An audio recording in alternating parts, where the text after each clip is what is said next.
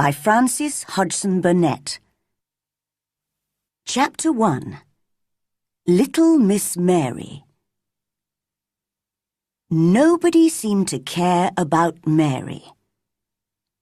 She was born in India, where her father was a British official. He was busy with his work, and her mother, who was very beautiful, spent all her time going to parties.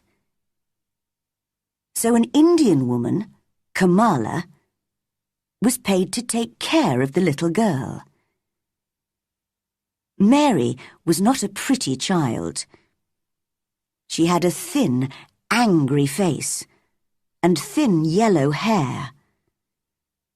She was always giving orders to Kamala, who had to obey. Mary never thought of other people, but only of herself. In fact, she was a very selfish, disagreeable, bad-tempered little girl.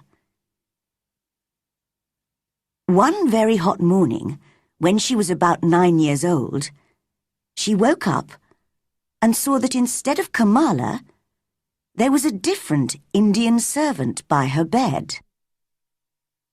"What are you doing here?" she asked crossly. "Go away, and send Kamala to me at once." The woman looked afraid. "I'm sorry, Miss Mary. She can't come." Something strange was happening that day. Some of the house servants were missing, and everybody looked frightened. But nobody told Mary anything. And Kamala still did not come. So at last, Mary went out into the garden and played by herself under a tree. She pretended she was making her own flower garden and picked large red flowers to push into the ground. All the time, she was saying crossly to herself, "I hate Kamala. I'll hit her when she comes back." Just then, she saw her mother coming into the garden with a young Englishman. They did not notice the child, who listened to their conversation. "It's very bad, is it?" her mother asked the young man in a worried voice. "Very bad," he answered seriously. "People are dying like flies. It's dangerous to stay in this town. You should go to the hills, where there's no disease." "Oh, I know," she cried. "We must leave soon." Suddenly, they heard loud cries coming from the servants' rooms at the side of the house. "What's happened?" cried Mary's mother wildly. "I think one of your servants has just died. You didn't tell me the disease is here, in your house." "I didn't know!" she screamed. "Quick, come with me!" And together they ran into the house. Now Mary understood what was wrong. The terrible disease had already killed many people in the town. And in all the houses, people were dying. In Mary's house, it was Kamala who had just died. Later that day, 3 more servants died there. All through the night and the next day, people ran in and out of the house, shouting and crying. Nobody thought of Mary. She hid in her bedroom, frightened by the strange and terrible sounds that she heard around her. Sometimes she cried, and sometimes she slept. When she woke the next day, the house was silent. Perhaps the disease has gone, she thought, and everybody is well again. I wonder who will take care of me instead of Kamala. Why doesn't someone bring me some food? It's strange the house is so quiet. But just then, she heard men's voices in the hall. "How sad," said one. "That beautiful woman." "There was a child, too, wasn't there?" said the other. "Although none of us ever saw her." Mary was standing in the middle of her room when they opened the door a few minutes later. The two men jumped back in surprise. "My name is Mary Lennox," she said crossly. "I was asleep when everyone was ill, and now I'm hungry." "It's the child, the one nobody ever saw," said the older man to the other. "They've all forgotten her." "Why was I forgotten?" asked Mary angrily. "Why has nobody come to take care of me?" The younger man looked at her very sadly. "Poor child," he said. "You see, there's nobody left alive in the house, so nobody can come." In this strange and sudden way, Mary learnt that both her mother and her father had died. The few servants who had not died had run away in the night. No one had remembered little Miss Mary. She was all alone. Because she had never known her parents well, she did not miss them at all. She only thought of herself, as she had always done. "Where will I live?" she wondered. "I hope I'll stay with people who let me do what I want." At first, she was taken to an English family who had known her parents. She hated their untidy house and noisy children, and preferred playing by herself in the garden. One day, she was playing her favorite game, pretending to make a garden, when one of the children, Basil, offered to help. "Go away!" cried Mary. "I don't want your help." For a moment, Basil looked angry, and then he began to laugh. He danced round and round Mary and sang a funny little song about Miss Mary and her stupid flowers. This made Mary very cross indeed. No one had ever laughed at her so unkindly. "You're going home soon," said Basil, "and we're all very pleased you're leaving." "I'm pleased too," replied Mary. "But where's home?" "You're stupid if you don't know that," laughed Basil. "England, of course. You're going to live with your uncle, Mr. Archibald Craven." "I've never heard of him," said Mary coldly. But I know about him because I heard Father and Mother talking, said Basil. He lives in a big, lonely old house and has no friends because he's so bad-tempered. He's got a crooked back and he's horrid. I don't believe you, cried Mary. But the next day, Basil's parents explained that she was going to live with her uncle in Yorkshire, in the north of England. Mary looked bored and cross and said nothing. After the long sea journey, she was met in London by Mr. Craven's housekeeper, Mrs. Medlock.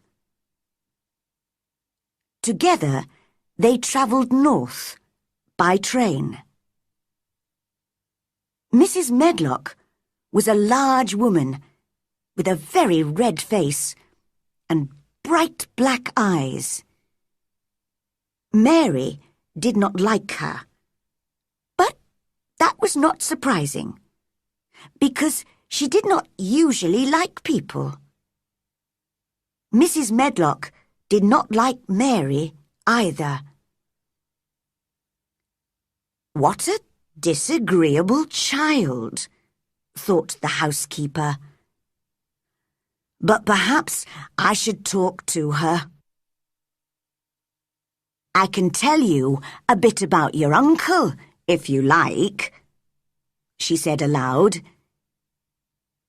He lives in a big old house, a long way from anywhere.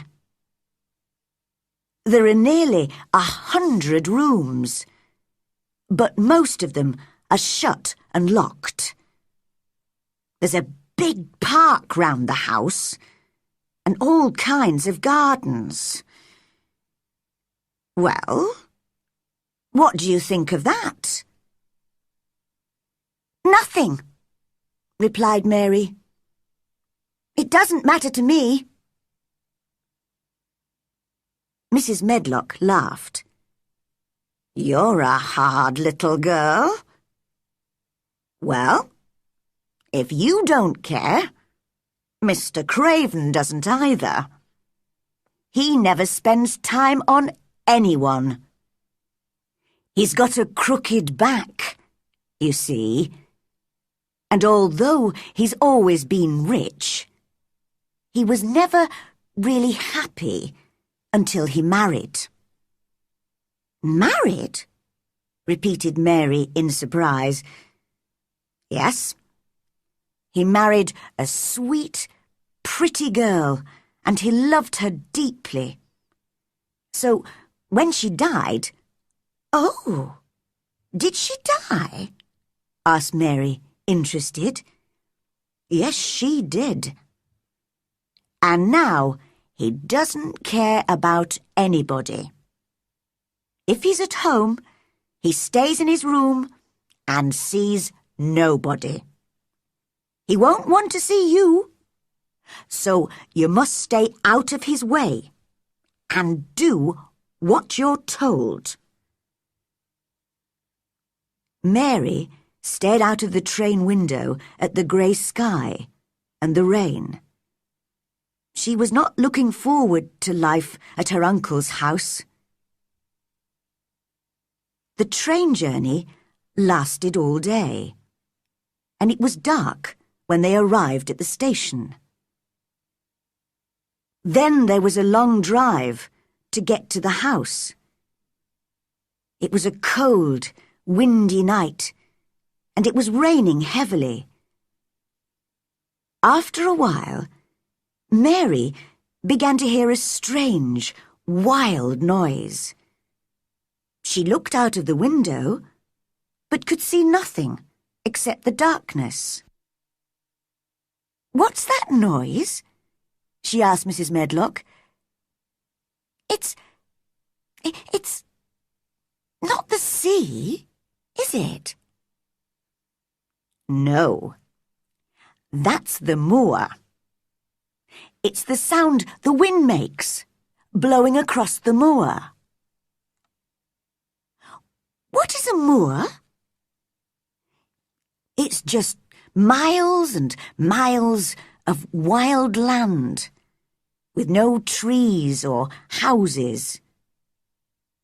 Your uncle's house is right on the edge of the moor. Mary listened to the strange, frightening sound. I don't like it, she thought. I don't like it. She looked more disagreeable than ever.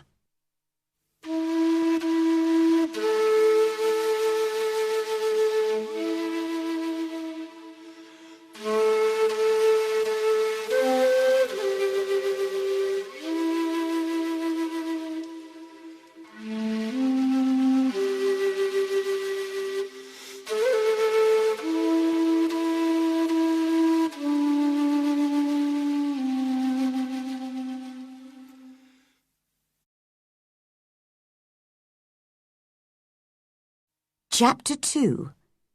Mary in Yorkshire. They arrived at a very large, old house. It looked dark and unfriendly from the outside. Inside, Mary looked around the big shadowy hall and felt very small and lost. They went straight upstairs.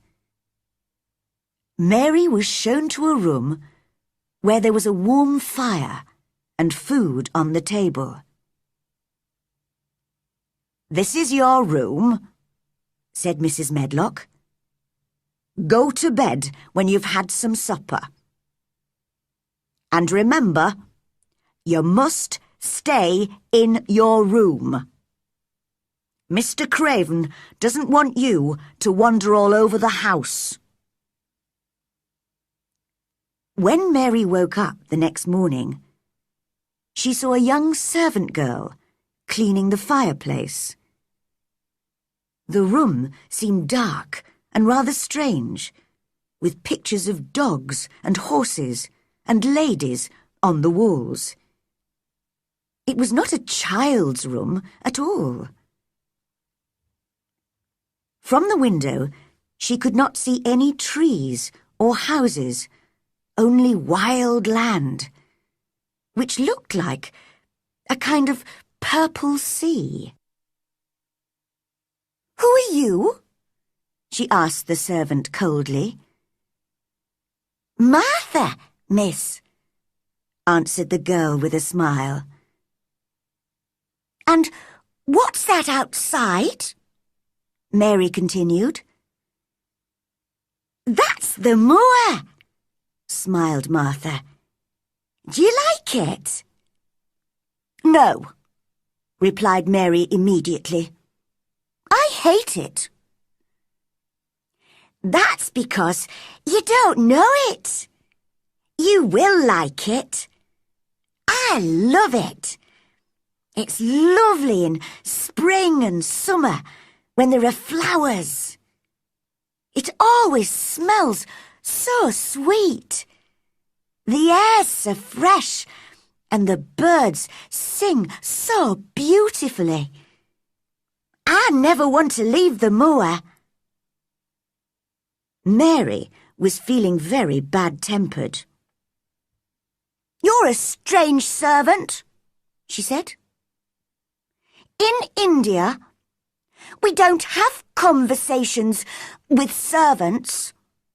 We give orders, and they obey, and that's that." Martha did not seem to mind Mary's crossness. "I know, I talk too much," she laughed. "Are you going to be my servant?" asked Mary. "Well, not really. I work for Mrs. Medlock. I'm going to clean your room, and bring you your food. But you won't need a servant except for those things. But who's going to dress me? Martha stopped cleaning and stared at Mary. The cannot dress this son? She asked, shocked. What do you mean? I don't understand your language. Oh, I forgot. We all speak the Yorkshire dialect here. But of course, you don't understand that. I meant to say, can't you put on your own clothes? Of course not. My servant always used to dress me. Well, I think you should learn to dress yourself.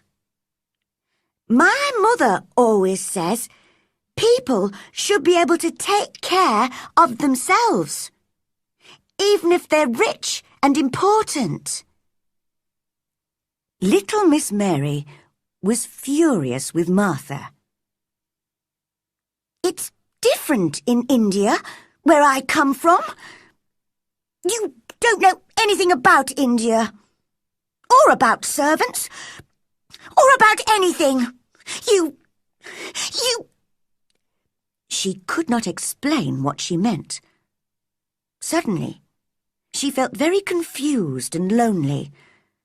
She threw herself down on the bed and started crying wildly. Now, don't cry like that, Martha said gently. I'm very sorry. You're right. I don't know anything about anything. Please stop crying, miss. She sounded kind and friendly, and Mary began to feel better and soon stopped crying. Martha went on talking as she finished her cleaning. But Mary looked out of the window in a bored way and pretended not to listen. I've got 11 brothers and sisters, you know, miss. There's not much money in our house, and they all eat so much food. Mother says it's the good fresh air on the moor that makes them so hungry. My brother Dickon, he's always out on the moor. He's 12, and he's got a horse, which he rides sometimes. Where did he get it? Asked Mary. She had always wanted an animal of her own, and so she began to feel a little interest in Dickon. Oh, it's a wild horse, but he's a kind boy, and animals like him, you see. Now, you must have your breakfast, miss. Here it is, on the table. I don't want it, said Mary. I'm not hungry. What? Cried Martha. My little brothers and sisters would eat all this in 5 minutes. Why? Asked Mary coldly. Because they don't get enough to eat. That's why. And they're always hungry. You're very lucky to have the food, miss. Mary said nothing, but she drank some tea and ate a little bread. Now, put a coat on and run outside to play, said Martha. It'll do you good to be in the fresh air. Mary looked out of the window at the cold grey sky. Why should I go out on a day like this? She asked.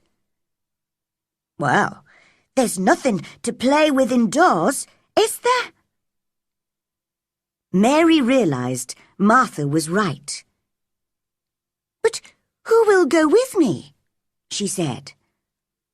Martha stared at her. Nobody.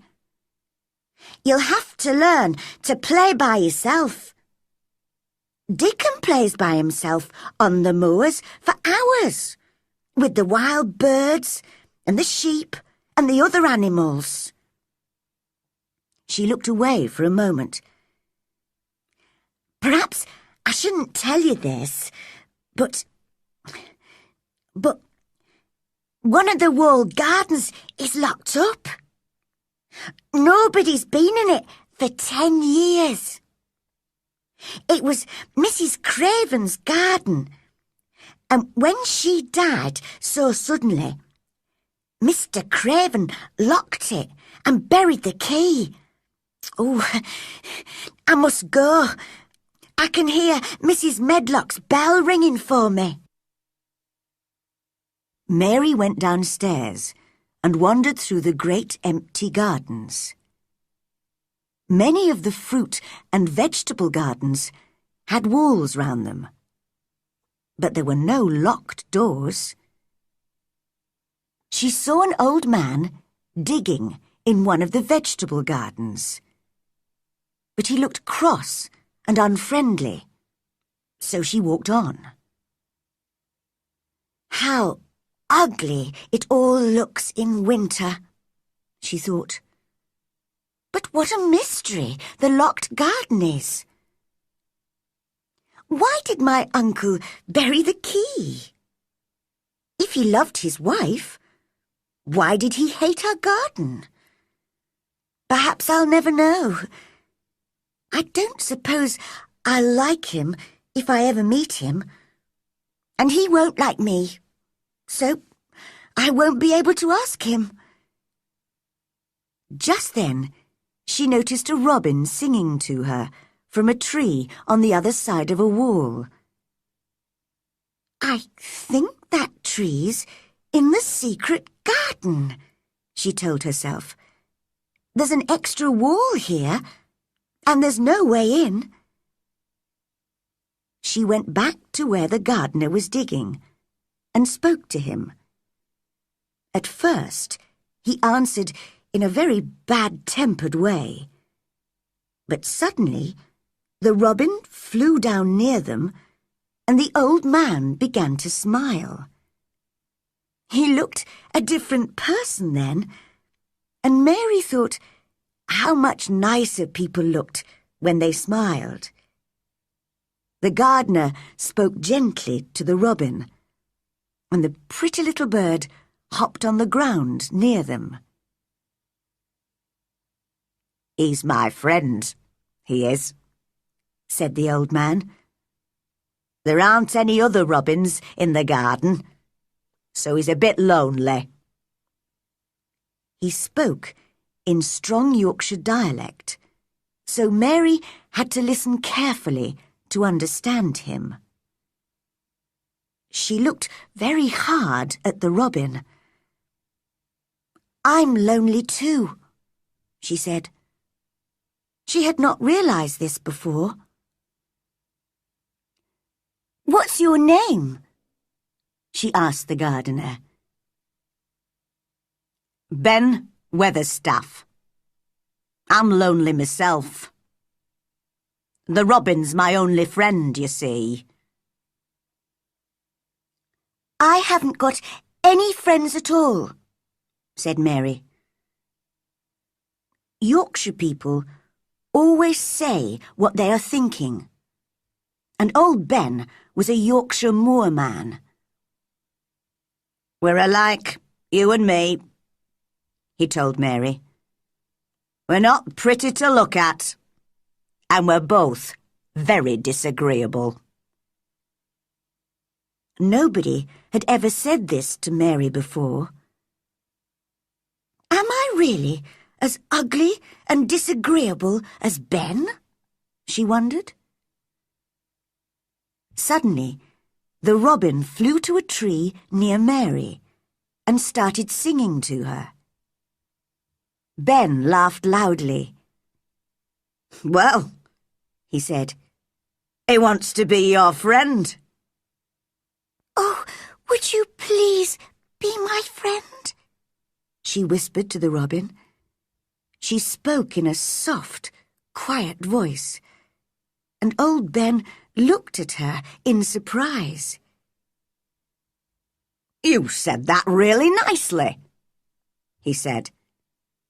"You sound like Dickon when he talks to animals on the moor." "Do you know Dickon?" asked Mary. But just then, the robin flew away. "Oh, look! He's flown into the garden with no door. Please, Ben, how can I get into it?" Ben stopped smiling and picked up his spade. "You can't, and that's that. It's not your business. Nobody can find the door. Run away and play, will you? I must get on with my work." And he walked away. He did not even say goodbye. In the next few days, Mary spent almost all her time in the gardens.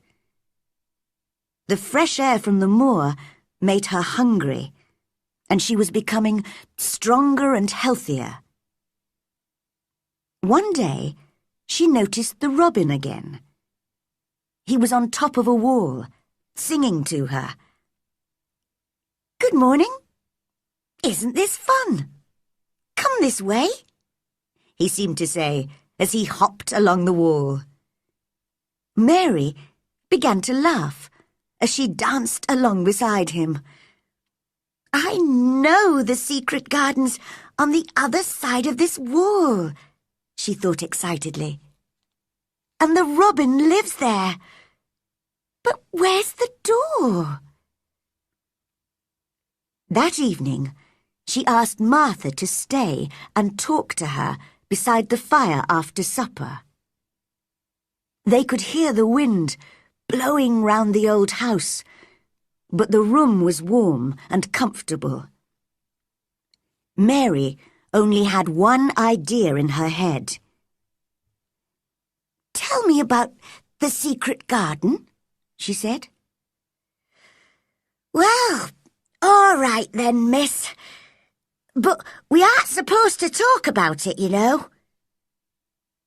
It was Mrs. Craven's favourite garden, and she and Mr. Craven used to take care of it themselves. They spent hours there, reading and talking.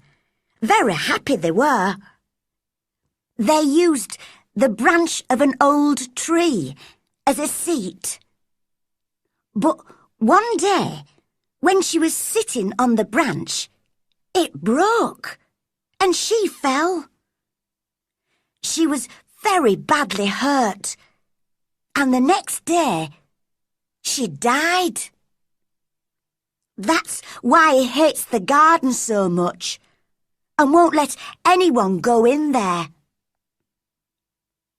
"How sad," said Mary. "Poor Mr. Craven." It was the first time that she had ever felt sorry for anyone. Just then, as she was listening to the wind outside, she heard another noise in the house. "Can you hear a child crying?" she asked Martha. Martha looked confused. No," she replied. "No, I think it must be the wind." But at that moment, the wind blew open their door, and they heard the crying very clearly. "I told you!" cried Mary. At once, Martha shut the door. "It was the wind," she repeated. But she did not speak in her usual natural way, and Mary did not believe her. The next day, it was very rainy, so Mary did not go out. Instead, she decided to wander round the house. looking into some of the 100 rooms that Mrs. Medlock had told her about. She spent all morning going in and out of dark, silent rooms, which were full of heavy furniture and old pictures. She saw no servants at all, and was on her way back to her room for lunch when she heard a cry. "It's a bit like the cry that I heard last night," she thought. Just then, the housekeeper, Mrs. Medlock, appeared, with her keys in her hand. "What are you doing here?" she asked crossly.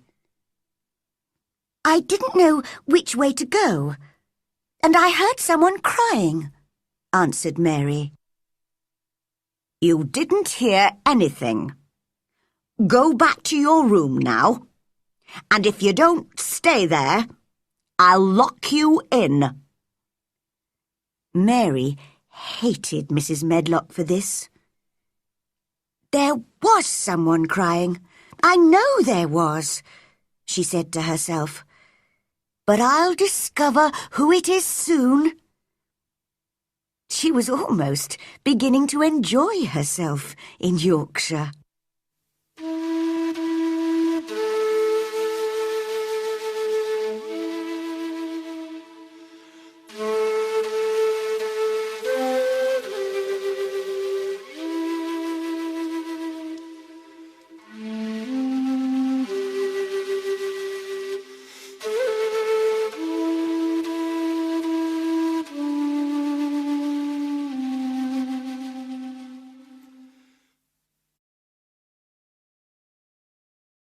Chapter 3. Finding the Secret Garden. When Mary woke up 2 days later, the wind and rain had all disappeared, and the sky was a beautiful blue. "Spring'll be here soon," said Martha happily. "You'll love the moor then, when it's full of flowers and birds." "Could I get to the moor?" asked Mary. "You've never done much walking, have you? I don't think you could walk the 5 miles to our cottage." "But I'd like to meet your family," Mary said. Martha looked at the little girl for a moment. She remembered how disagreeable Mary had been when she first arrived. But now, Mary looked interested and friendly. "I'll ask Mother," said Martha. "She can always think of a good plan. She's sensible and hard-working and kind. I know you'll like her." "I like Dickon, although I've never seen him. I wonder what Dickon will think of you." "He won't like me," said Mary. "No one does." "But do you like yourself? That's what Mother would ask." "No, not really. I've never thought of that." "Well, I must go now. It's my day off, so I'm going home to help Mother with the housework. Goodbye, miss. See you tomorrow." Mary felt lonelier than ever when Martha had gone, so she went outside. The sunshine made the gardens look different, and the change in the weather had even made Ben Weatherstaff easier to talk to. "Can you smell spring in the air?" he asked her. "Things are growing deep down in the ground. Soon you'll see little green shoots coming up. Young plants they are. You watch them." "I will," replied Mary. "Oh, there's the robin." The little bird hopped onto Ben's spade. Are things growing in the garden where he lives? What garden? Said Ben in his bad-tempered voice. You know, the secret garden. Are the flowers dead there? She really wanted to know the answer. Ask the robin, said Ben crossly. He's the only one who's been in there for the last 10 years. 10 years was a long time, Mary thought. She had been born 10 years ago. She walked away, thinking. She had begun to like the gardens, and the robin, and Martha, and Dickon, and their mother. Before she came to Yorkshire, she had not liked anybody. She was walking beside the long wall of the secret garden when a most wonderful thing happened. She suddenly realized the robin was following her. She felt very pleased and excited by this, and cried out, "You like me, don't you? And I like you too." As he hopped along beside her, she hopped and sang too, to show him that she was his friend. Just then, he stopped at a place where a dog had dug a hole in the ground. As Mary looked at the hole, she noticed something almost buried there. She put her hand in and pulled it out. It was an old key. Perhaps it's been buried for 10 years, she whispered to herself. Perhaps it's the key to the secret garden. She looked at it for a long time. How lovely it would be to find the garden and see what had happened to it in the last 10 years. She could play in it all by herself, and nobody would know she was there. She put the key safely in her pocket. The next morning, Martha was back at Misselthwaite Manor and told Mary all about her day with her family. I really enjoyed myself. I helped Mother with the whole week's washing and baking. And I told the children about you. They wanted to know about your servants and the ship that brought you to England and everything. I can tell you some more for next time, offered Mary. They'd like to hear about riding on elephants and camels, wouldn't they? Oh, that would be kind of you, miss. And Luke, Mother has sent you a present. A present? Repeated Mary.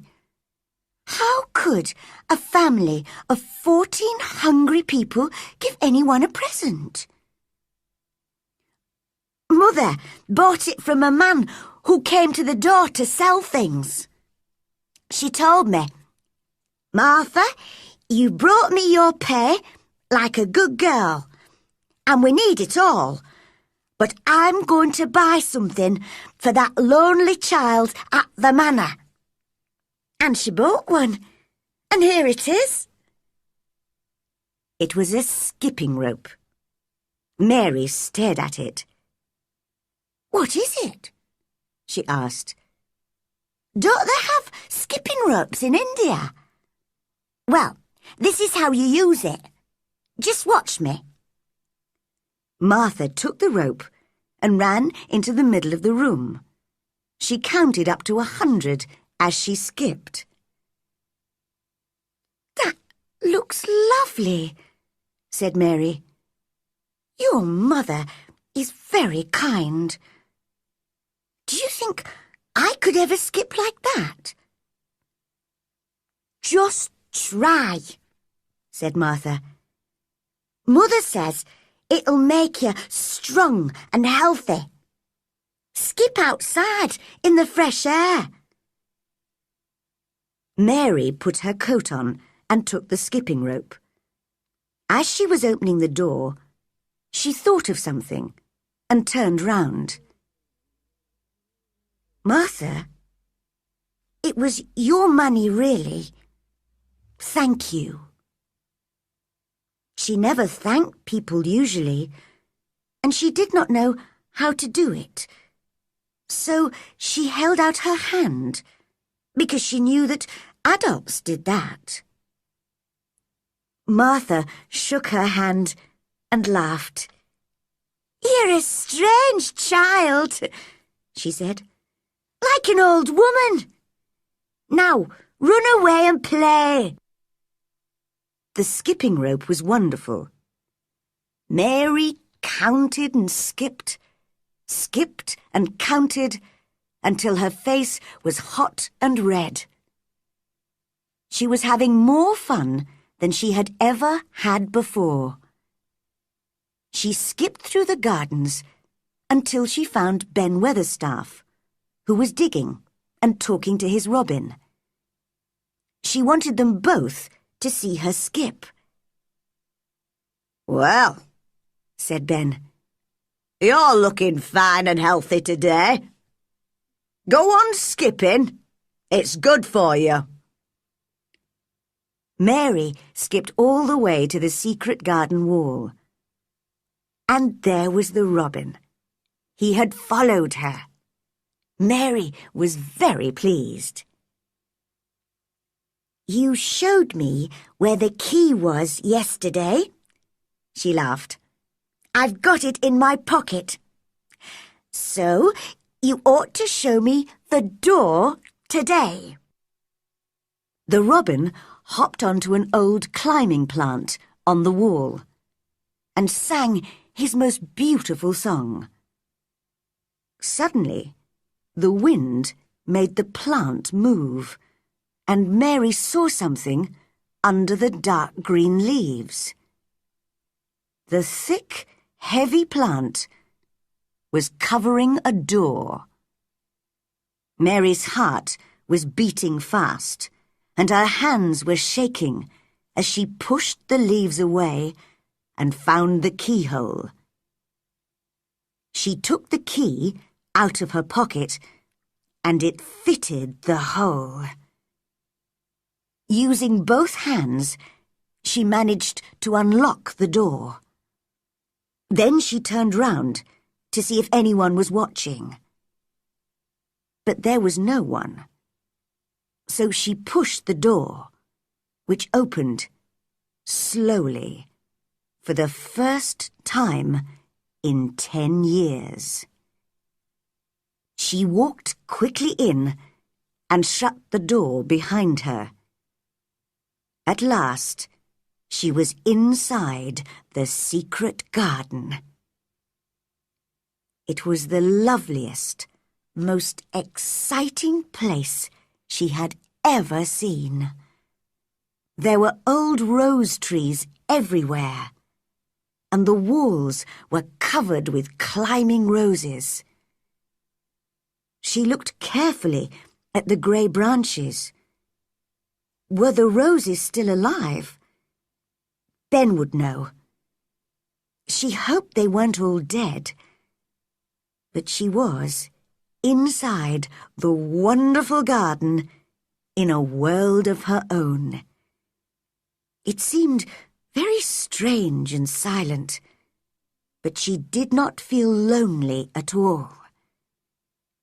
Then she noticed some small green shoots coming up through the grass. So something was growing in the garden, after all. When she found a lot more shoots in different places, she decided they needed more air and light. so she began to pull out the thick grass around them. She worked away, clearing the ground, for 2 or 3 hours, and had to take her coat off because she got so hot. The robin hopped around, pleased to see someone gardening. She almost forgot about lunch. And when she arrived back in her room, she was very hungry and ate twice as much as usual. "Martha," she said as she was eating, "I've been thinking. This is a big, lonely house, and there isn't much for me to do. Do you think if I buy a little spade, I can make my own garden?"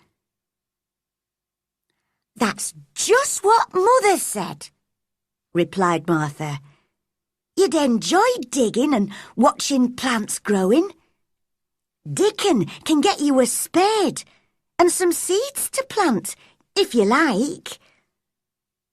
"Oh, thank you, Martha. I've got some money that Mrs. Medlock gave me. Will you write and ask Dickon to buy them for me?" "I will, and he'll bring them to you himself." "Oh, then I'll see him." Mary looked very excited.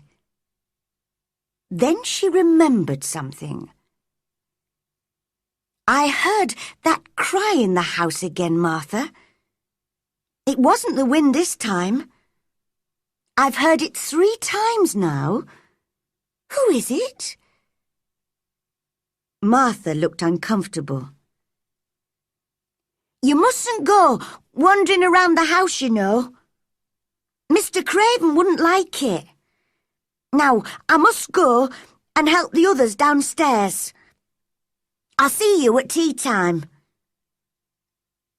As the door closed behind Martha, Mary thought to herself, "This really is the strangest house that anyone ever lived in."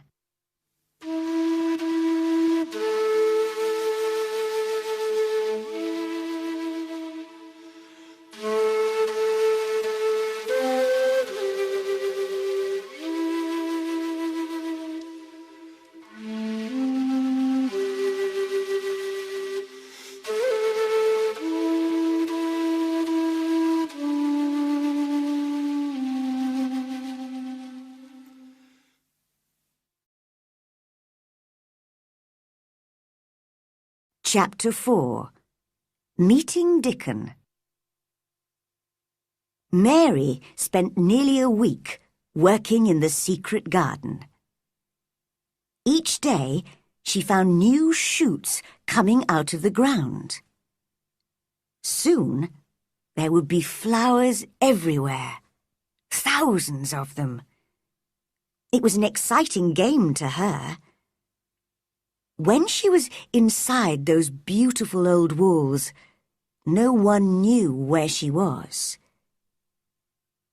During that week, she became more friendly with Ben, who was often digging in one of the vegetable gardens. "What are your favourite flowers, Ben?" she asked him one day. "Roses. I used to work for a young lady who loved roses, you see, and she had a lot in her garden. That was 10 years ago, but she died. Very sad it was." "What happened to the roses?" asked Mary. "They were left there, in the garden." "If rose branches look dry and grey, are they still alive?" asked Mary. It was so important to know. "In the spring, they'll show green shoots, and then—" "But why are you so interested in roses?" he asked. Mary's face went red. "I just wanted to pretend I've got a garden. I haven't got anyone to play with." Well, that's true, said Ben. He seemed to feel sorry for her. Mary decided she liked old Ben, although he was sometimes bad-tempered. She skipped along and into the wood at the end of the gardens. Suddenly, she heard a strange noise, and there, in front of her, was a boy. He was sitting under a tree, playing on a wooden pipe. He was about 12, with a healthy red face and bright blue eyes. There was a squirrel and a crow in the tree, and 2 rabbits sitting on the grass near him. They're listening to the music, thought Mary. I mustn't frighten them. She stood very still. The boy stopped playing. That's right, he said. Animals don't like it if you move suddenly. I'm Dickon, and you must be Miss Mary. I've brought you the spade and the seeds. He spoke in an easy, friendly way. Mary liked him at once. As they were looking at the seed packets together, the robin hopped onto a branch near them. Dickon listened carefully to the robin's song. He's saying he's your friend, he told Mary. Really? Oh, I am pleased he likes me. Can you understand everything that birds say? I think I do, and they think I do. I've lived on the moor with them for so long. Sometimes I think I am a bird or an animal, not a boy at all. His smile was the widest she had ever seen. He explained how to plant the seeds. Suddenly, he said, I can help you plant them. Where's your garden? Mary went red, then white. She had never thought of this. What was she going to say? Could you keep a secret? It's a great secret. If anyone discovers it, I'll die. I keep secrets for all the wild birds and animals on the moor, so I can keep yours too, he replied. I've stolen a garden, she said very fast. Nobody goes into it. Nobody wants it. I love it, and nobody takes care of it. They're letting it die. And she threw her arms over her face and started crying. Don't cry, said Dickon gently. Where is it? Come with me, and I'll show you, said Miss Mary. They went to the secret garden and entered it together. Dickon walked round, looking at everything. Martha told me about this place, but I never thought I'd see it, he said. It's wonderful.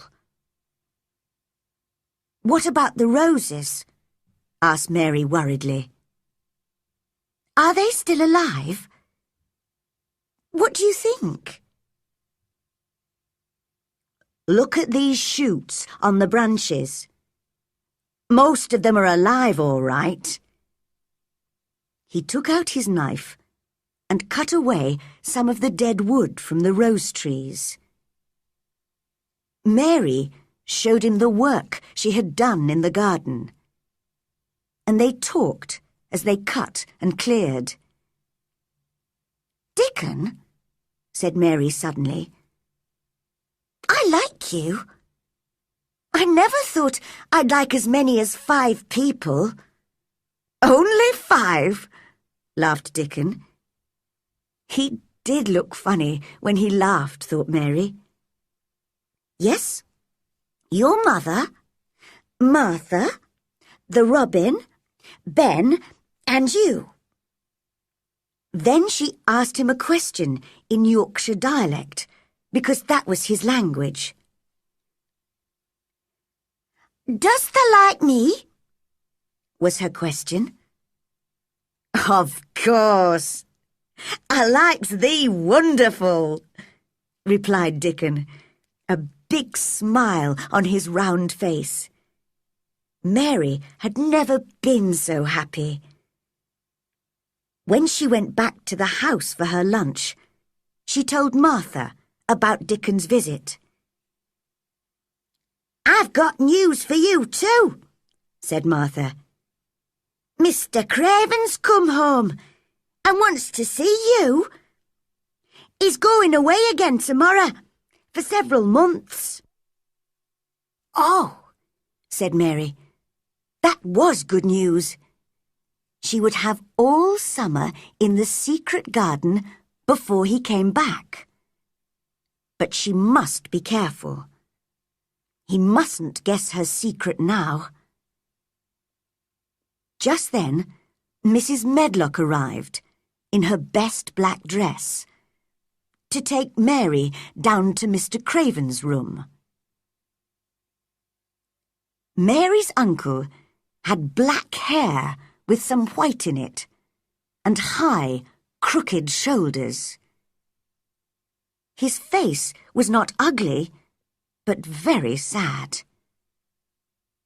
During their conversation, he watched her in a worried way.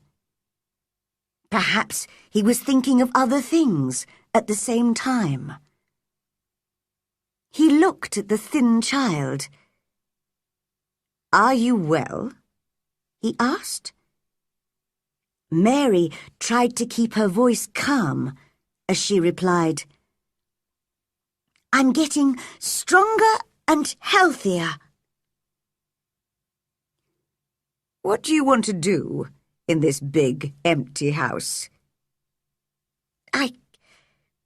I just want to play outside. I enjoy that." "Yes. Martha's mother, Susan Sowerby, spoke to me the other day. She's a sensible woman, and she said you needed fresh air. But where do you play?" "Everywhere. I just skip and run and look for green shoots. I don't damage anything." "Don't look so frightened. Of course, a child like you couldn't damage anything. Play where you like. Is there anything that you want?" Mary came a step nearer to him, and her voice shook a little as she spoke. Could I have a bit of garden?" Mr. Craven looked very surprised. "To plant seeds in, to make them come alive," Mary went on bravely. "It was too hot in India, so I was always ill and tired there. But here it's different. I love the garden." He passed a hand quickly over his eyes. Then he looked kindly at Mary. "I knew someone once who loved growing things like you. Yes, child, take as much of the garden as you want." He smiled gently at her. "Now leave me. I'm very tired." Mary ran all the way back to her room. "Martha!" she shouted. "Mr. Craven's really a nice man. but he looks very unhappy. He said I can have my own garden. She was planning to work in the garden with Dickon every day to make it beautiful for the summer.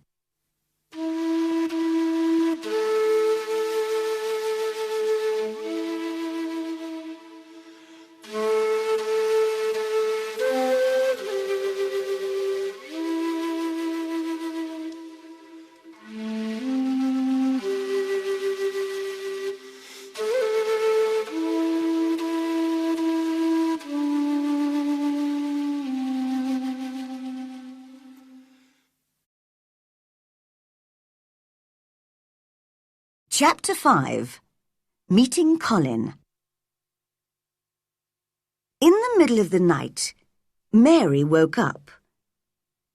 Heavy rain had started falling again, and the wind was blowing violently round the walls of the old house.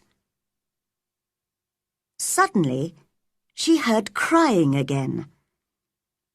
This time, she decided to discover who it was.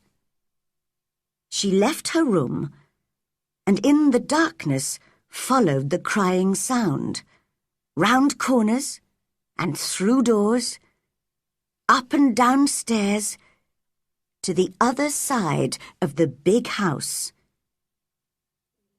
At last, she found the right room. She pushed the door open and went in. It was a big room with beautiful old furniture and pictures. In the large bed was a boy who looked tired and cross, with a thin, white, tearful face. He stared at Mary. "Who are you?" he whispered. "Are you a dream?" "No, I'm not. I'm Mary Lennox. Mr. Craven's my uncle." "He's my father," said the boy. "I'm Colin Craven." "No one ever told me he had a son," said Mary, very surprised. "Well, no one ever told me you'd come to live here. I'm ill, you see. I don't want people to see me and talk about me. If I live, I may have a crooked back like my father, but I'll probably die." "What a strange house this is," said Mary. "So many secrets. Does your father come and see you often?" "Not often. He doesn't like seeing me because it makes him remember my mother. She died when I was born, so he almost hates me, I think." "Why do you say you're going to die?" asked Mary. "I've always been ill. I've nearly died several times. And my back's never been strong. My doctor feels sure that I'm going to die. But he's my father's cousin and very poor, so he'd like me to die. Then he'd get all the money when my father dies. He gives me medicine and tells me to rest. We had a grand doctor from London once who told me to go out in the fresh air and try to get well. But I hate fresh air. And another thing, all the servants have to do what I want, because if I'm angry, I become ill." Mary thought she liked this boy, although he seemed so strange. He asked her lots of questions, and she told him all about her life in India. "How old are you?" he asked suddenly. "I'm 10, and so are you," replied Mary, forgetting to be careful, because when you were born, the garden door was locked, and the key was buried. And I know that was 10 years ago. Colin sat up in bed and looked very interested. "What door? Who locked it? Where's the key? I want to see it. I'll make the servants tell me where it is. They'll take me there, and you can come too." "Oh, please don't! Don't do that!" cried Mary. Colin stared at her. "Don't you want to see it?" "Yes, but if you make them open the door, it will never be a secret again. You see, if only we know about it, if we can find the key, we can go and play there every day. We can help the garden come alive again. And no one will know about it except us." "I see," said Colin slowly. "Yes, I'd like that. It'll be our secret. I've never had a secret before." "And perhaps," added Mary cleverly, "we can find a boy to push you in your wheelchair if you can't walk. And we can go there together without any other people. You'll feel better outside. I know I do." "I'd like that," he said dreamily. "I think I'd like fresh air in a secret garden." Then Mary told him about the moor, and Dickon, and Ben Weatherstaff, and the robin. And Colin listened to it all with great interest. He began to smile and look much happier. "I like having you here," he said. "You must come and see me every day. But I'm tired now. I'll sing you a song. My servant Kamala used to do that in India," said Mary. And very soon Colin was asleep. The next afternoon, Mary visited Colin again, and he seemed very pleased to see her. He had sent his nurse away and had told nobody about Mary's visit. Mary had not told anybody either. They read some of his books together and told each other stories. They were enjoying themselves and laughing loudly when suddenly the door opened. Dr. Craven and Mrs. Medlock came in. They almost fell over in surprise. "What's happening here?" asked Dr. Craven. Colin sat up straight. To Mary, he looked just like an Indian prince. "This is my cousin, Mary Lennox," he said calmly. "I like her. She must visit me often." "Oh, I'm sorry, sir," said poor Mrs. Medlock to the doctor. "I don't know how she discovered him. I told the servants to keep it a secret." "Don't be stupid, Medlock," said the Indian prince coldly.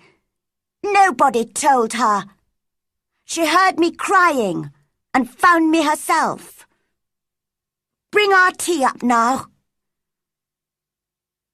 I'm afraid you're getting too hot and excited, my boy, said Dr. Craven. That's not good for you. Don't forget you're ill. I want to forget, said Colin. I'll be angry if Mary doesn't visit me.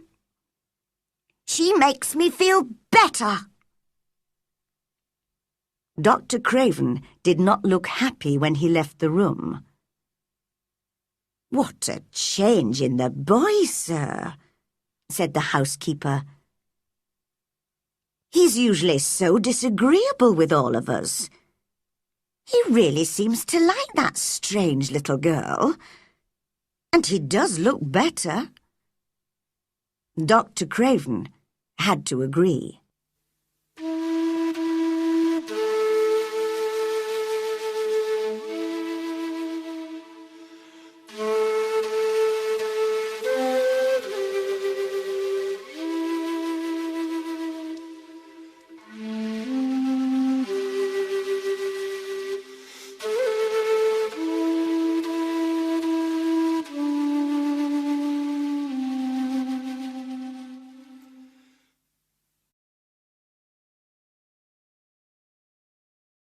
Chapter 6. Colin is afraid. Because it rained all the next week, Mary went to talk to Colin every day instead of visiting the garden.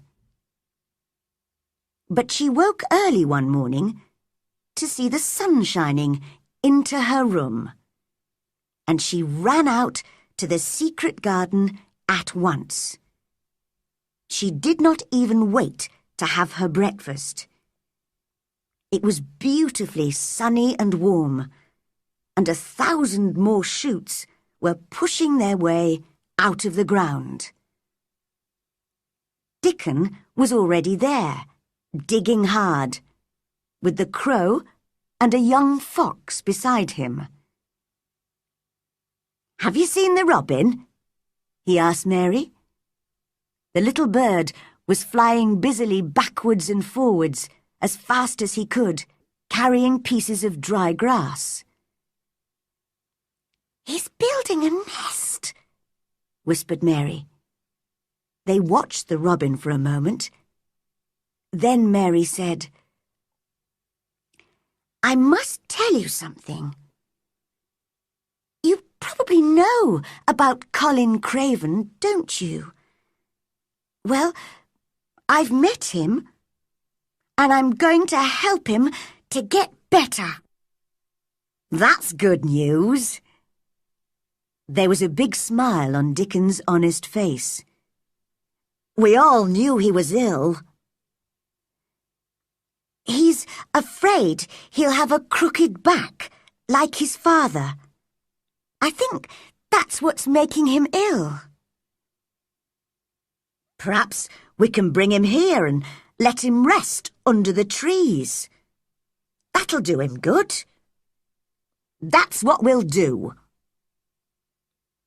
They had a lot of gardening and planning to do, and Mary did not have time to visit Colin that day. When she came back to the house in the evening, Martha told her that the servants had had trouble with Colin. "He's been very bad-tempered all afternoon with all of us, because you didn't come, miss." "Well, I was busy.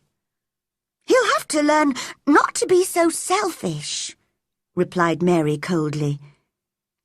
She forgot how selfish she had been when she was ill in India. "I'll go and see him now."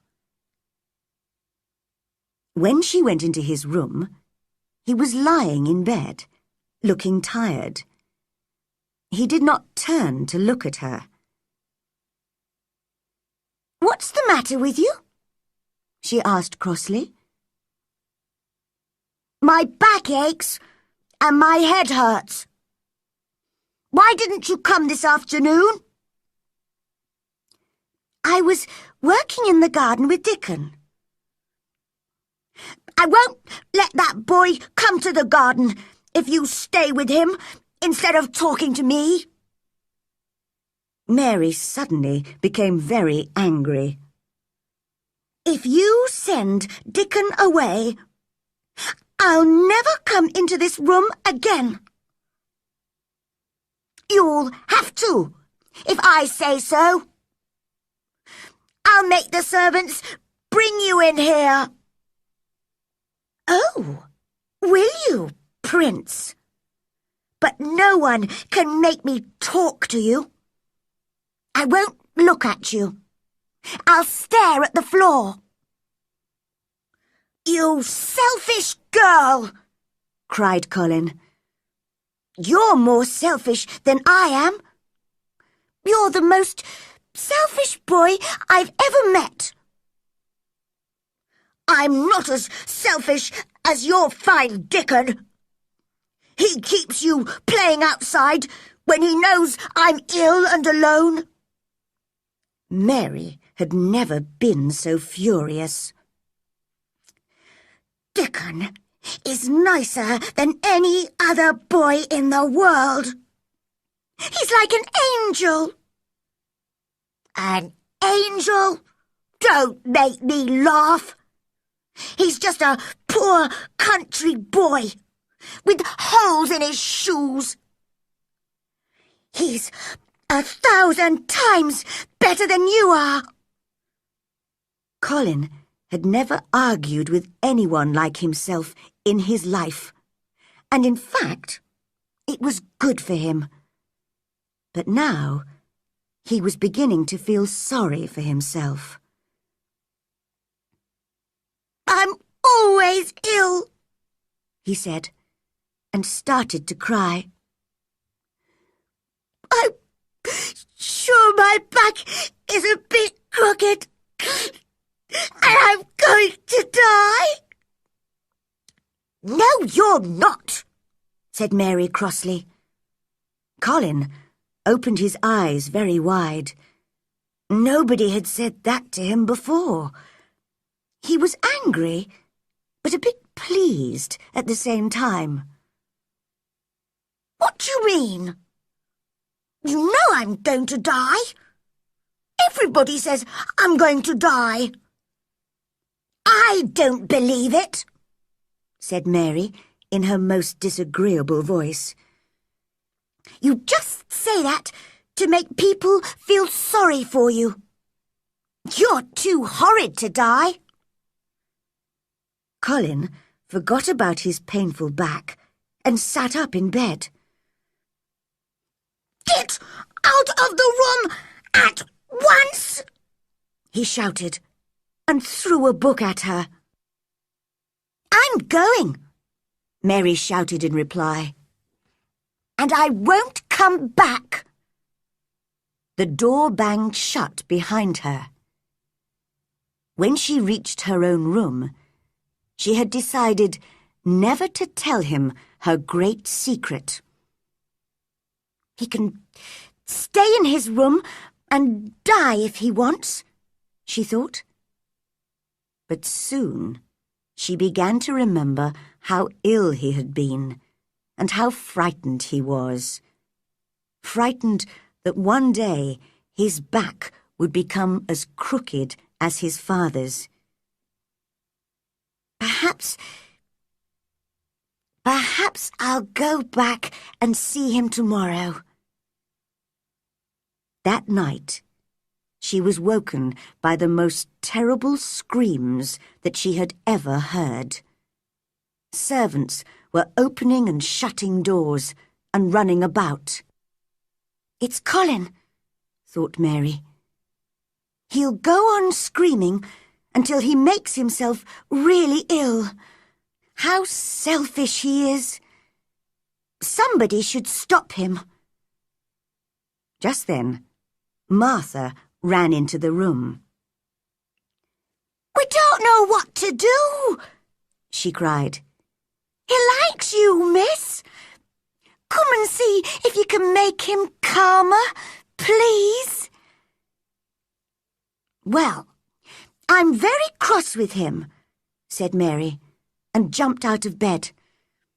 I'm going to stop him.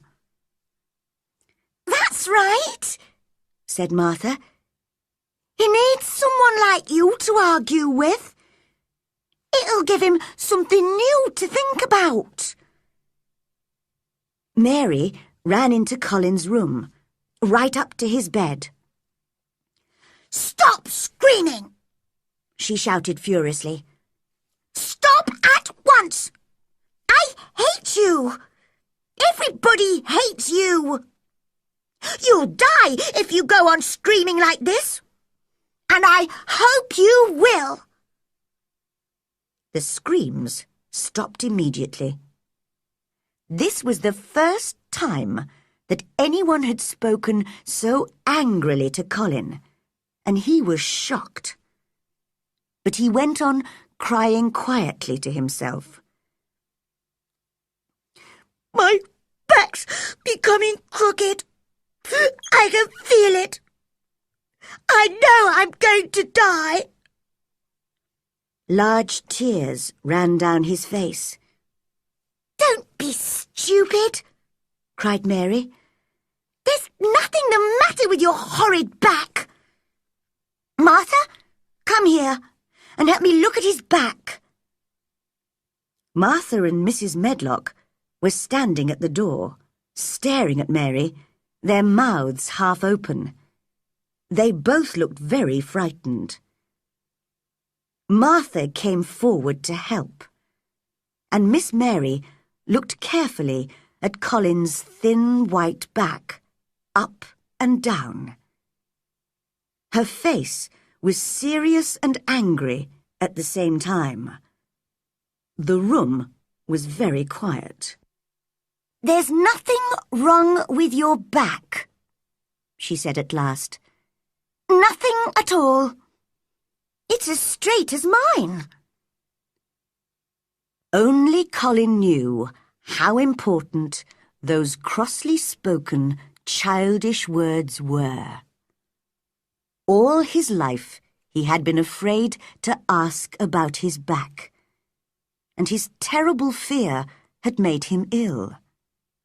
Now an angry little girl told him his back was straight, and he believed her. He was no longer afraid. They were both calmer now. He gave Mary his hand.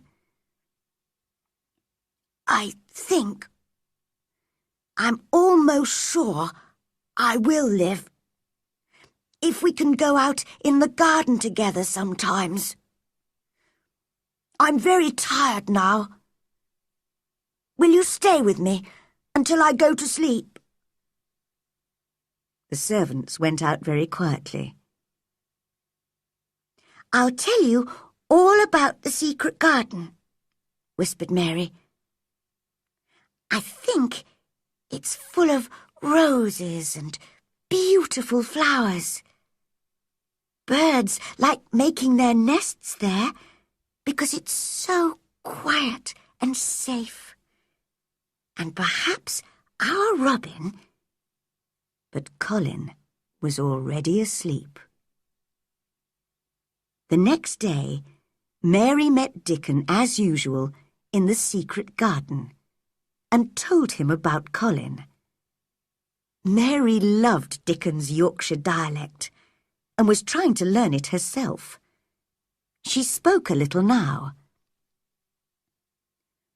We mun get poor Colin out here in th' sunshine, and we munnot lose no time about it. Dickon laughed. Well done! I didn't know you could speak Yorkshire. You're right. We must bring Colin to the garden as soon as we can.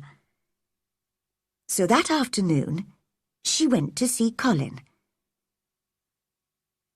I'm sorry I said I'd send Dickon away, he said. I hated you when you said he was like an angel. Well, he's a funny kind of angel, but he understands wild animals better than anyone. Suddenly, Mary knew that this was the right moment to tell him. She caught hold of his hands. "Colin, this is important. Can you keep a secret?" "Yes! Yes!" he whispered excitedly. "What is it?" "We found the door into the secret garden." "Oh, Mary! Will I live long enough to see it?" "Of course you will. Don't be stupid," said Mary crossly. But it was a very natural thing to say, and they both laughed. Colin told Mrs. Medlock and the doctor that he wanted to go out in his wheelchair. At first, the doctor was worried the boy would get too tired. But when he heard that Dickon would push the wheelchair, he agreed. "Dickon's a sensible boy," he told Colin, "but don't forget—" "I've told you. I want to forget that I'm ill," said Colin in his prince's voice. "Don't you understand? It's because my cousin makes me forget that I feel better when I'm with her."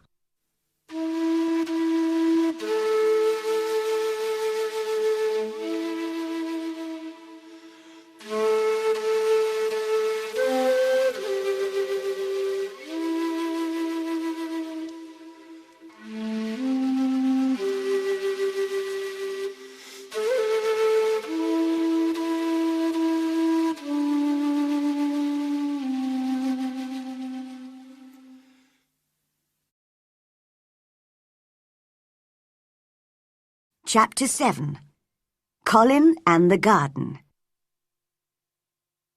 Of course, it was most important that no one should see Colin, Mary, or Dickon entering the secret garden. So Colin gave orders to the gardeners that they must all keep away from that part of the garden in future. The next afternoon, Colin was carried downstairs by a manservant and put in his wheelchair outside the front door. Dickon arrived with his crow, 2 squirrels and the fox and started pushing the wheelchair gently away from the house and into the gardens. Mary walked beside the chair. Spring had really arrived now, and it seemed very exciting to Colin, who had lived indoors for so long. He smelt the warm air from the moor and watched the little white clouds in the blue sky. In a very short time, he heard Mary say, "This is where I found the key. And this is the door. And this is the secret garden." Colin covered his eyes with his hands until he was inside the 4 high walls, and the door was shut again. Then he looked round at the roses climbing the old red walls, the pink and white flowers on the fruit trees, and the birds and the butterflies everywhere. The sun warmed his face, and he suddenly knew he felt different. "Mary! Dickon!" he cried. "I'm going to get better. I'm going to live forever and ever and ever." As Dickon pushed the wheelchair all round the garden, he told Colin the names of all the plants. The sun shone, The birds sang, and in every corner of the garden there was something interesting to look at. The three children talked and laughed, and by the end of the afternoon, all three were speaking Yorkshire together. "I'll come back here every afternoon," said Colin. "I want to watch things growing." "Soon you'll be strong enough to walk and dig. You'll be able to help us with the gardening," said Dickon kindly. "Do you really think I'll be able to walk and dig?" asked Colin. "Of course you will. You got legs like us." "But they're not very strong," answered Colin. "They shake and I'm afraid to stand on them." "When you want to use them, you'll be able to," said Dickon. The garden was quiet for a moment. Suddenly Colin said, "Who's that?" Mary turned her head and noticed Ben Weatherstaff's angry face looking at her over the garden wall. "What are you doing in that garden, young miss?" he shouted. He had not seen Colin or Dickon. "The robin showed me the way, Ben," she replied. You! He stopped shouting, and his mouth dropped open as he saw Dickon pushing a boy in a wheelchair over the grass towards him. "Do you know who I am?" asked the boy in the chair. Old Ben stared. "You've got your mother's eyes," he said in a shaking voice. "Yes, I know you. You're Mr. Craven's son, the little boy with the crooked back." Colin forgot that he had ever had backache. "My back's as straight as yours is," he shouted. Ben stared and stared. He only knew what he had heard from the servants. "You haven't got a crooked back?" he asked. "Or crooked legs?" That was too much. Colin was furious, and it made him feel strong. "Come here, Dickon," he shouted, and threw off his blanket. Dickon was by his side in a second. Mary felt sick with fear. Could Colin stand? Then Colin's thin feet were on the grass, and he was standing, holding Dickon's arm. He looked strangely tall, and he held his head very high. "Look at me!" he shouted at Ben. "Just look at me!" "He's as straight as any boy in Yorkshire," said Dickon. Tears were running down Ben's brown old face. "They said you were going to die," he whispered. "Well, you can see that's not true," said Colin. "Now, get down from the wall and come here. I want to talk to you. You've got to help us keep the garden a secret." "Yes, sir," said old Ben as he dried his eyes. That was the first of many beautiful afternoons in the secret garden. Colin was brought there by Dickon and Mary nearly every day, and he saw all the changes that happened there during the spring and early summer. Ben Weatherstaff, now in the secret, joined them as often as he could. One day, Colin spoke to all of them. "Listen, everybody. I think there's something like magic that makes gardens grow and things happen.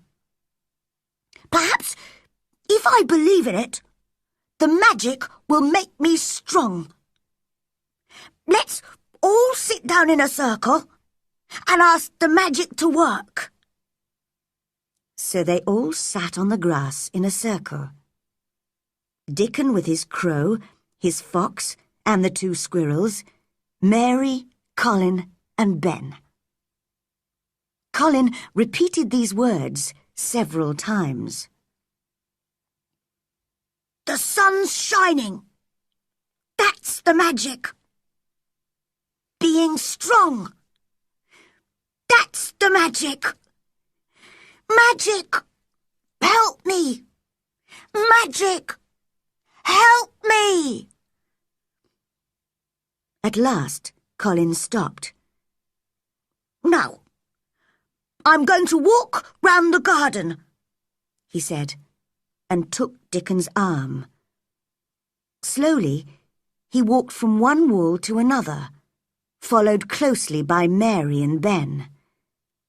And when he had walked all the way round, he said, "You see, I can walk now. The magic worked." "It's wonderful," cried Mary. "Your father will think he's dreaming when he sees you." "I won't tell him yet. I'm going to keep it a secret from everybody. I'll come to the garden and walk and run a little more every day until I'm as healthy as any other boy. Then, when my father comes home, I'll walk up to him and say, 'Here I am, Father. You see, I'm not going to die.'" Now began a difficult time for Colin and Mary. Dickon told his mother about it one evening as he was digging the cottage garden. "You see, Mother, they don't want the doctor or the servants to guess that Colin can walk and is getting better. So they have to pretend he's still ill and just as disagreeable as he used to be. If they're running about all day in the fresh air, that'll make them hungry, I should think." "Yes, that's the problem. They're both getting fatter and healthier, and they really enjoy their food now. But they have to send some of it back to the kitchen, uneaten. If they eat it all, people will realise how healthy they are. Sometimes they're very hungry." "I know what we can do," said Mrs. Sowerby. "You can take some fresh milk and some of my newly baked bread to the garden in the mornings. If they have that, it'll do them a lot of good. What a game those children are playing." And she laughed until tears came to her eyes. One afternoon, when they were all working in the garden, the door opened and a woman came quietly in. "It's Mother!" cried Dickon, and ran towards her. "I told her where the door was, because I knew she would keep the secret." Colin held out his hand to her. "I've wanted to see you for a long time," he said. "Dear boy," Susan Sowerby whispered, holding his hand. "You're so like your mother." "Do you think," asked Colin carefully, "that will make my father like me?" "I'm sure it will," she answered warmly. "He must see you. He must come home now." "You see how healthy the boy is, Susan?" asked old Ben. "Look how strong and straight his legs are now." "Yes," she laughed. "Playing and working outside and eating good Yorkshire food has made him strong. And Miss Mary too," she added, turning to Mary. "Mrs. Medlock heard that your mother was a pretty woman. You'll soon be as pretty as she was." "Do you believe in magic?" Colin asked her. "I do," she answered. "But everybody gives it a different name. It makes the sun shine and the seeds grow, and it has made you healthy." She sat down on the grass and stayed for a while, talking and laughing with the children in the quiet, sunny garden. When she stood up to leave, Colin suddenly put out a hand to her. "I wish you were my mother," he whispered. Mrs. Sowerby put her arms round him and held him to her. "Dear boy, you're as close to your mother as you could be, here in her garden. And your father'll come back soon."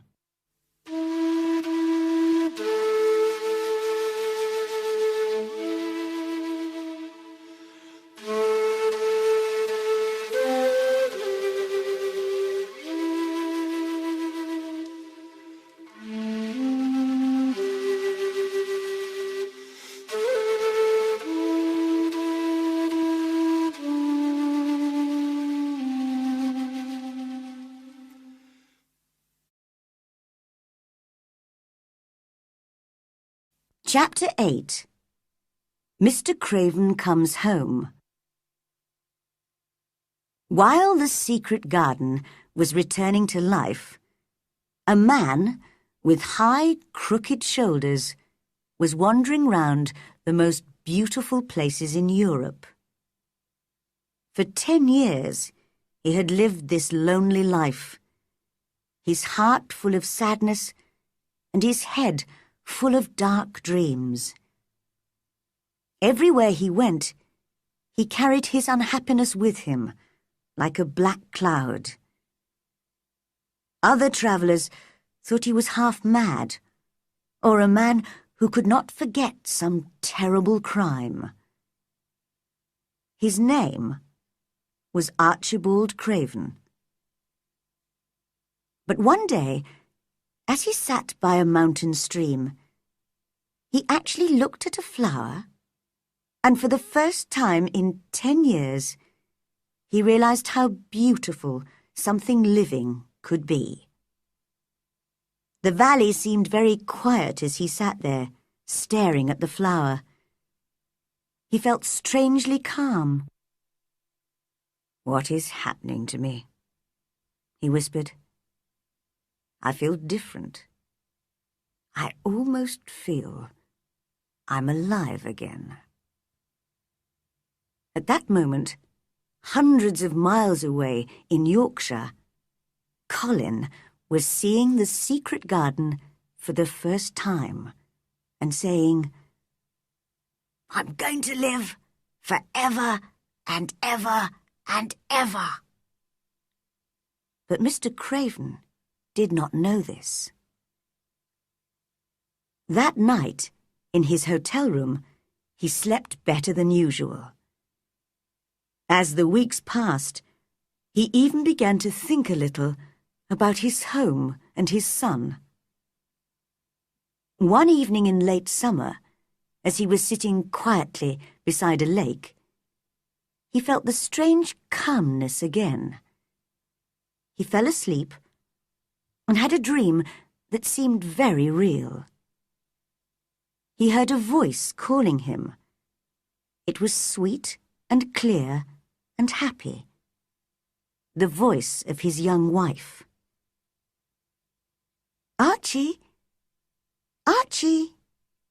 Archie!" "My dear." He jumped up.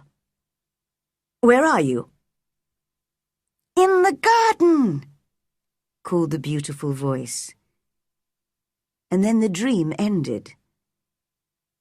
In the morning, when he woke, he remembered the dream. "She says she's in the garden," he thought. But the door's locked, and the key's buried. That morning, he received a letter from Susan Sowerby. In it, she asked him to come home. But she did not give a reason. Mr. Craven thought of his dream and decided to return to England immediately. On the long journey back to Yorkshire, he was thinking about Colin. I wonder how he is. I wanted to forget him because he makes me think of his mother. He lived, and she died. But perhaps I've been wrong. Susan Sowerby says I should go home. So perhaps she thinks I can help him. When he arrived home, he found the housekeeper very confused about Colin's health. "He's very strange, sir," said Mrs. Medlock. "He looks better, it's true, but some days he eats nothing at all, and other days he eats just like a healthy boy. He used to scream even at the idea of fresh air, but now he spends all his time outside in his wheelchair with Miss Mary and Dickon Sowerby. He's in the garden at the moment." "In the garden?" repeated Mr. Craven. Those were the words of the dream. He hurried out of the house and towards the place which he had not visited for so long. He found the door with a climbing plant over it and stood outside, listening for a moment. "Surely I can hear voices inside the garden," he thought. "Aren't there children whispering, laughing, running in there? Or am I going mad?" And then the moment came when the children could not stay quiet. There was wild laughing and shouting, and the door was thrown open. A boy ran out. A tall, healthy, handsome boy, straight into the man's arms. Mr. Craven stared into the boy's laughing eyes. Who, he cried. Colin had not planned to meet his father like this. But perhaps this was the best way, to come running out with his cousin and his friend. "Father," he said, "I'm Colin. You can't believe it. I can't believe it myself. It was the garden, and Mary and Dickon, and the magic that made me well. We've kept it a secret up to now. Aren't you happy, Father? I'm going to live for ever and ever and ever." Mr. Craven put his hands on the boy's shoulders. For a moment he could not speak. "Take me into the garden, my boy," he said at last, "and tell me all about it." And in the secret garden, where the roses were at their best, and the butterflies were flying from flower to flower in the summer sunshine, they told Colin's father their story. Sometimes he laughed, and sometimes he cried, but most of the time he just looked, unbelieving, into the handsome face of the son that he had almost forgotten. "Now," said Colin at the end, "it isn't a secret any more. I'll never use the wheelchair again. I'm going to walk back with you, Father, to the house." And so, that afternoon, Mrs. Medlock, Martha, and the other servants had the greatest shock of their lives. Through the gardens, towards the house, came Mr. Craven, looking happier than they had ever seen him. And by his side, with his shoulders straight, his head held high, and a smile on his lips, walked young Colin.